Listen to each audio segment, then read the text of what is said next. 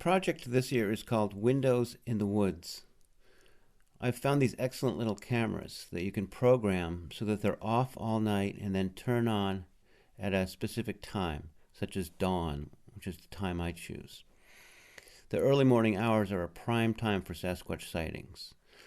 This past summer, I spent untold hours going through footage from 2 of these cameras. It's important to go through it in real time because that's the only way you're going to catch audio evidence that they are close by. This spring, I plan to add a 3rd camera to the rotation and to do a major taping at least twice a week, relocating the units throughout my research area.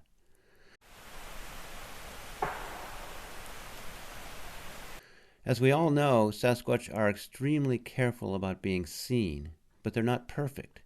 Right in the center of my research area is where a juvenile appeared just 87 feet from me while I was standing there and filming, though of course I didn't realize it until later.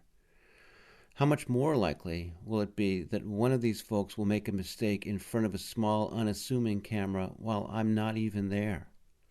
Many will ask, why even try to film Sasquatch when they obviously don't want to be filmed?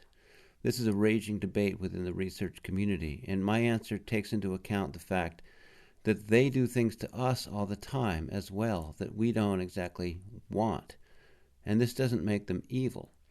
At isolated properties throughout North America, at habituation sites that is, they frequently terrify residents by peeking in their windows, banging the sides of their houses, screaming in the night, spying on their little children, throwing things, zapping people with electric shocks, and generally making the residents feel under siege, sometimes for years on end.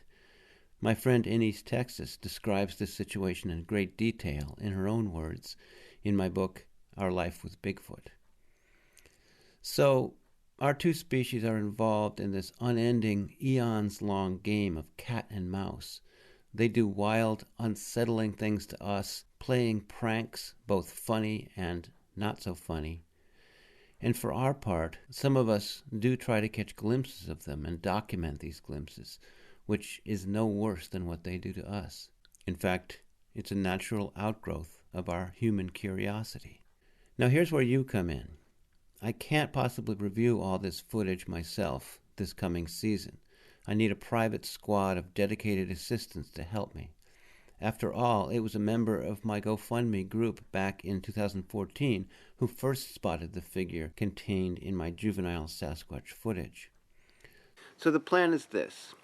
Each week I will upload a lot of footage, at least 12 hours worth, onto Dropbox, a site for sharing very large files. And then you download that footage, and then you can sit at your leisure at your own windows in the woods, windows into their woods, and see what you can see what you can hear. For those of you who don't have time to do that or don't want to do that, you'll still be getting, as everyone will in the group, weekly short private video updates of my research. I did this last year and the year before for 24 weeks from April through September.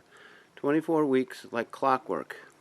These video updates are for your eyes only in the private group. I will not post any of the material until October 2017. But the raw footage and the weekly updates are not your only thank you from me if you're able to contribute. For a $20 minimum donation, you get a signed copy of my brand new book, A Field Guide to Sasquatch Structures.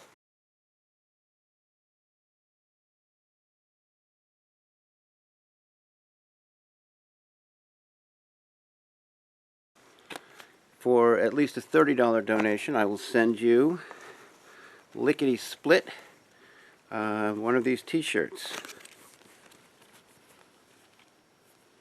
Sasquatch, you complete me. I have blue and red, medium, or large. Thank you so much for listening and considering participation in this project with me. Having this group each year of supporters really does help me focus on doing this research. So thank you from the bottom of my heart.